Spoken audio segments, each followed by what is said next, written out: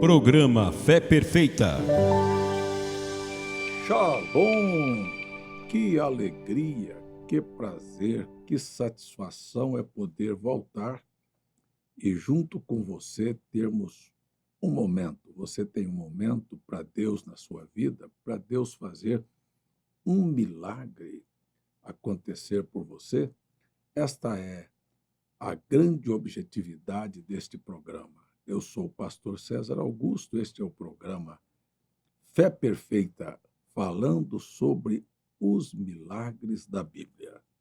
E desde que nós iniciamos, estamos falando sobre o milagre da encarnação, o milagre do nascimento de Cristo, o milagre de nós estarmos vivos, os milagres que aconteceram da revelação, da abertura do esclarecimento para as pessoas conhecerem quem era Jesus, o milagre do aparecimento de um profeta por nome João Batista, que veio dentro de uma impossibilidade, pois seu pai e sua mãe já eram idosos. Então, tudo que você vê na Bíblia são milagres, milagres de um homem batizar o próprio Deus vestido de carne humana. São milagres sobre milagres, coisas extraordinárias. E, iniciando o ministério, Cristo faz transformação de água em vinho, um milagre de antecipação. Depois ele mostra a autoridade da palavra, que o poder da vida e da morte está na sua língua. E ele, sendo o autor da vida, libera vida ao falar com cada pessoa que vinha a ele em busca de receber um milagre. Então você tem o milagre da filha de Jairo, o milagre dos leprosos, o milagre que aconteceu hoje, nós vamos ver na cidade de Naim. Estava uma mulher chorando, seu filho havia morrido. Ela era já uma viúva, então já não tinha marido e agora perdeu o filho. Mas que felicidade, numa hora tão difícil da vida, encontrou com o autor dos milagres. E Jesus apenas toca naquele garoto, naquele filho, e ele se levanta. Então, é uma coisa extraordinária pensar o que é a nossa vida. Quando nascemos, entramos neste corpo, quando morremos, então temos que deixar este corpo, e este corpo vai para o pó. E você, para onde vai depois que sair deste corpo? Nós viemos da eternidade. Será que a nossa passagem na Terra nos deu a oportunidade de prepararmos uma morada eterna? Ou será que quando terminar a nossa jornada da vida, nós não teremos nos preparado para voltarmos para nosso ponto de partida e então teremos que viver como num estado de pesadelo? É assim que acontece com a vida do ser humano. Quando viemos, entramos num corpozinho, crescemos e vivemos aqui, preparando-nos para deixar este corpo. Então, quando muitos morrem, eles não prepararam um corpo do outro lado, ou seja, as suas obras são funestas, são terríveis. E então, quando o homem peca pela primeira vez, ele tem como que um sinal de alerta, uma luz acende dentro dele e diz: não minta, você não pode fazer isto, não adulteres, não fumes, não bebas. Você sabe que tudo você fez isto de maneira escondida. Então você sabe que você estava agredindo a sua própria alma, que daqui um pouco, quando você retorna a fazer o que você fez de errado, ela se afasta de você. Então você perde a alma. Então você já viu falar assim: fulano é desalmado, quer dizer, ele está pronto para fazer qualquer coisa.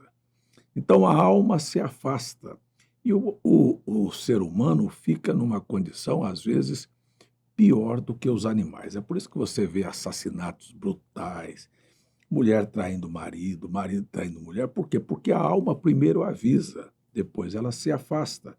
Então, quando a alma avisa, ela é um advogado de defesa. Quando ela se afasta, ela simplesmente neutraliza e a pessoa continua fazendo o que é errado. Quando é a hora de partir deste corpo, então a alma se aproxima daquele espírito e disse: agora você se lembra. Quantas vezes eu te falei, quantas vezes eu te adverti? Você não quis me ouvir? Então, o que é partir desta vida sem ter acertado a vida com Deus? É viver num pesadelo. O que é um pesadelo? Um pesadelo é você que está aqui num sonho e daqui a um pouquinho você sabe que tem um ladrão, um cachorro, um animal querendo te pegar e você quer correr e se livrar e não consegue, não tem forças, e aquilo então começa a te perseguir até que você acorda, e quando você acorda você está quase morto, sem sabendo assim, eu não tinha condição de sair daquilo. E quando a gente está num pesadelo, você tem consciência de que aquilo não é real, mas você não consegue se livrar daquilo. Então, a grande verdade é quando nós não nos preparamos para termos uma saída digna deste corpo, nós entramos num estado como que de pesadelo. E o que é que vai vir atrás de você? As suas próprias atitudes, as suas mentiras, as suas falcatruas, seus adultérios, seu fingimento, as violências que você praticou contra você mesmo, e agora estas coisas começam a te seguir.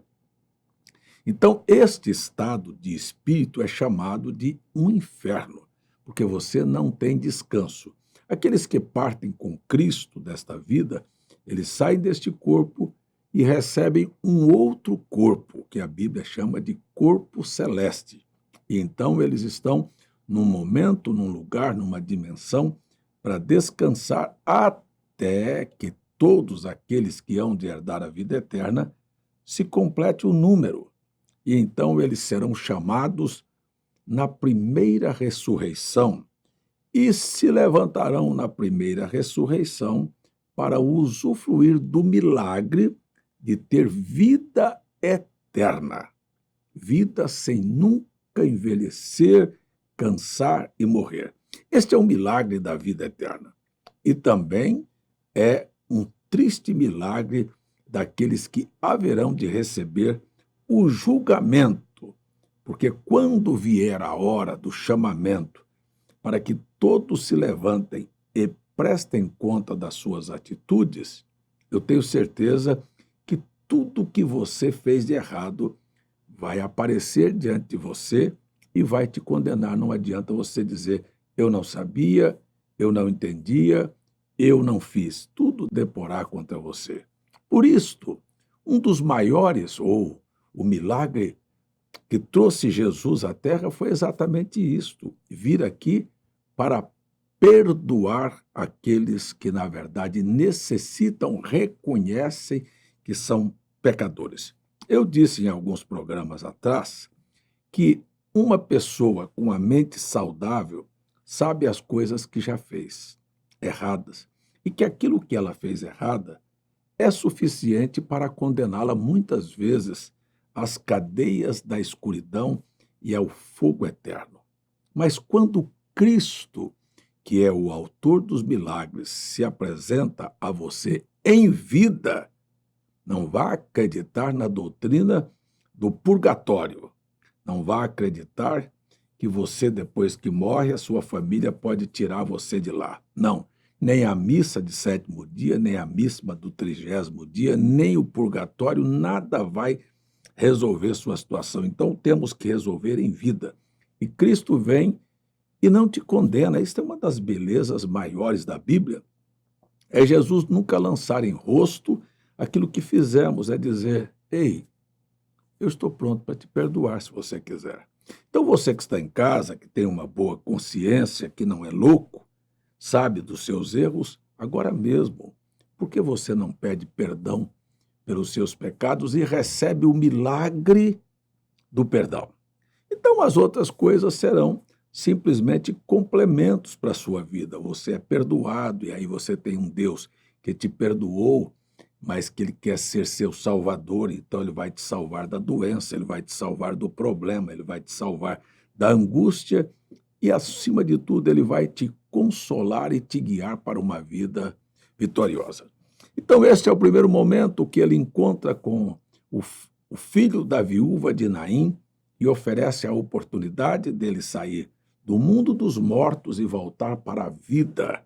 E aqui na vida, obviamente, sabendo que esteve perdido, que estava morto e reviveu, vai procurar viver uma vida de acertos com Deus. Assim é a Escritura que fala do milagre da ressurreição do filho da viúva de Naim.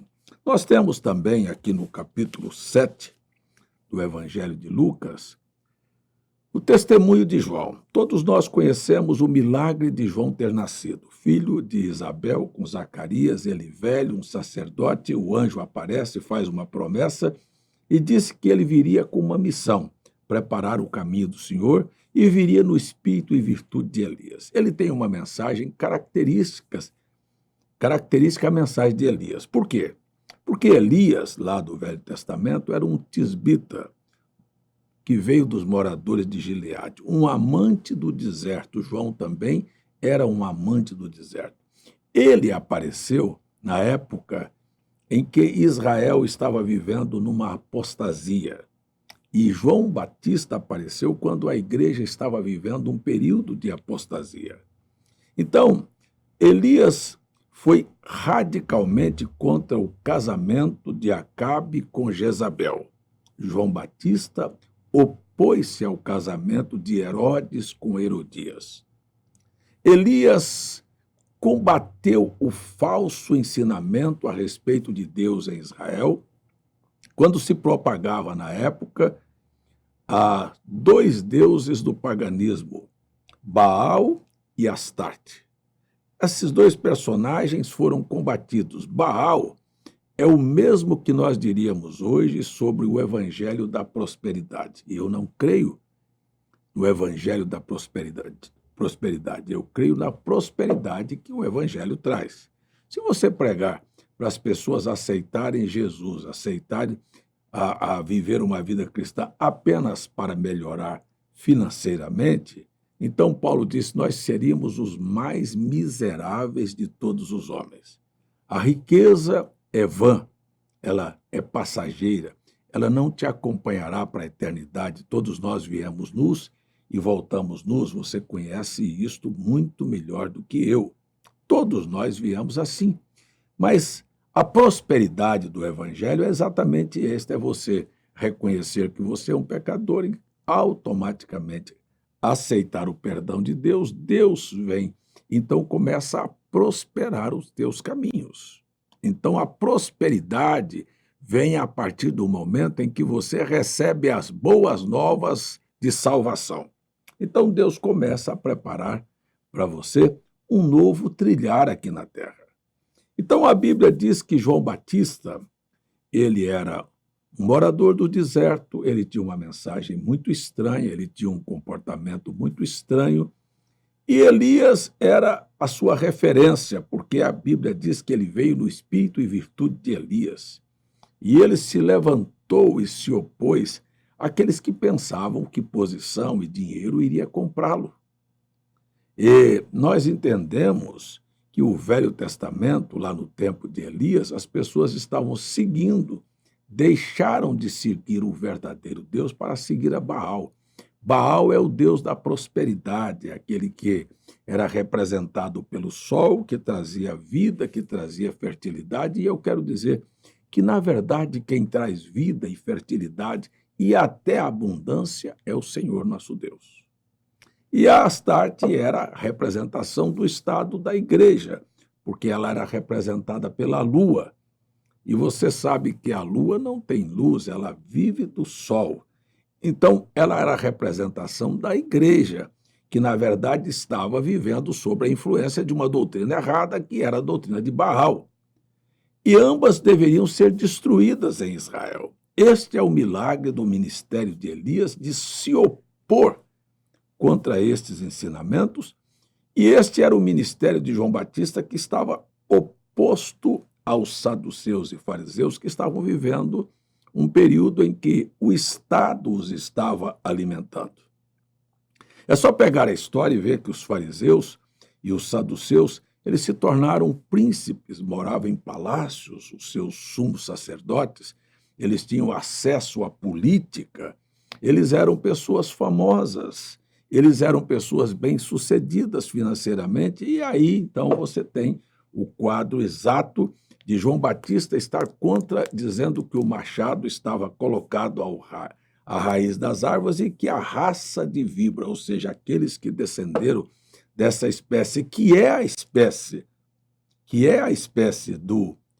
da aquisição e da sedução, deveria ser combatido e que as pessoas não se enganassem com isso. Então, na verdade, toda esta movimentação de João Batista o levou à cadeia. Herodes mandou prendê-lo e no dia do seu aniversário, a filha de Herodias dançou sensualmente diante de Herodes e Herodes encheu os olhos de adultério e, olhando, disse: "Você pode pedir o que você quiser." E ela corre para a mãe e a mãe diz: "Peça a cabeça do profeta." Veja, João Batista está sentenciado a morrer.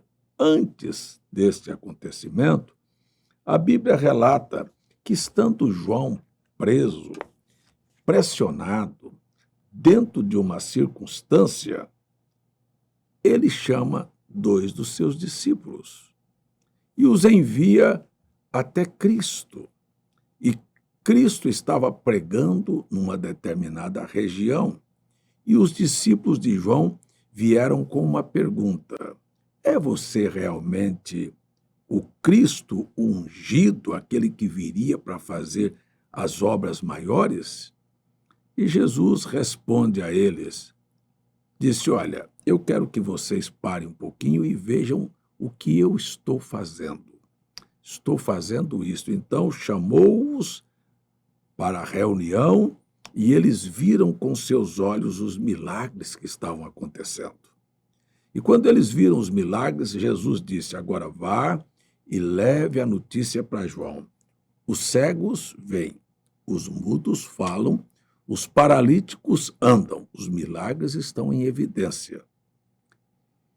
E aos pobres é pregado o evangelho." Parece que contrariou todo o ensinamento de Baal, porque o Baal era o deus da prosperidade. E ele agora estava falando com pobres, às vezes não só pobres financeiros, porque a Bíblia diz de uma série de mulheres famosas e ricas que serviram a Cristo com seus bens. Eu não quero dizer que para as pessoas serem salvas, elas terão que ser pobres, elas terão que viver uma vida sofrida, elas terão que viver de miséria. Não, você pode ser salvo sendo rico. É tão interessante olhar a Bíblia. Aqui no Evangelho de Lucas, eu vou voltar no assunto aqui, viu? No Evangelho de Lucas, no capítulo 18, nós encontramos um homem chamado o jovem mancebo de qualidade. Era um jovem muito rico. Preste bem atenção.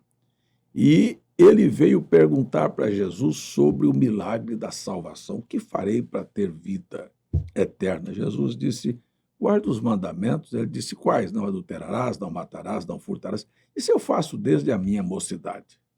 Então Jesus disse: "Mas te falta uma coisa. Te falta não confiar nos bens. Te falta abrir mão e não ser apegado a dinheiro. E eu estou falando isso porque eu não estou aqui atrás do seu dinheiro. Então, te falta uma coisa. Vá, vende o que tens e dá aos pobres e vem e segue-me." E a Bíblia diz que Jesus, mesmo tendo amado aquele moço, ele não conseguiu usufruir do amor de Deus. Entristeceu-se e não pôde fazer o que Jesus disse para ele fazer. Mas isto foi o capítulo 18. No capítulo 19, Jesus vai para a casa de outro rico. Agora aqui era um moço, um jovem, rico de qualidade. Capítulo 18. Capítulo 19, ele vai para a casa de um velho, rico, ladrão sem qualidade. Veja só que coisa interessante. E na casa do velho, ladrão desonesto sem qualidade, ele não propõe àquele homem coisíssima nenhuma. Ele não chegou lá e disse: olha, você precisa se arrepender, porque senão você vai para o inferno. Você precisa mudar e pegar os seus bens e dar para os pobres, como ele falou para o jovem. Ele não falou para o velho. Ele simplesmente estava na casa de Zaqueu, um cobrador de impostos desonestos e rico.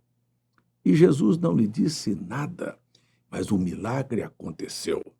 Estando Jesus à mesa com Zaqueu, Zaqueu, tendo o seu coração compungido, se manifesta e diz: Senhor, eu quero devolver para todos aqueles que eu fui desonesto quadruplicadamente.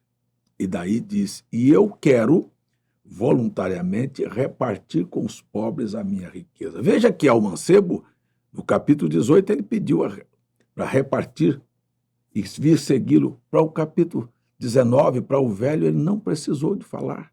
Então, eu estou querendo dizer para você que Jesus trata com pessoas que são ricas, que, na verdade, já fizeram, talvez até coisas desonestas, mas estão aí com o coração abertos e prontos para não estarem apegados ao dinheiro. Eu quero dizer para você que não é pecado você ter dinheiro.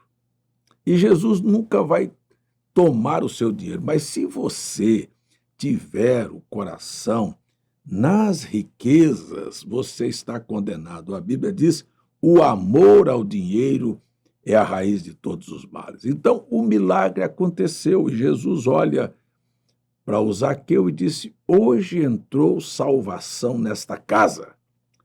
Isto é o que nós temos. Então, eu só estou passando aqui para te lembrar disso. Então, João Batista combateu e disse aos pobres assim: pobre é aquele que sabe que veio nu e vai voltar nu, e não tem seu apego a nada nesta vida.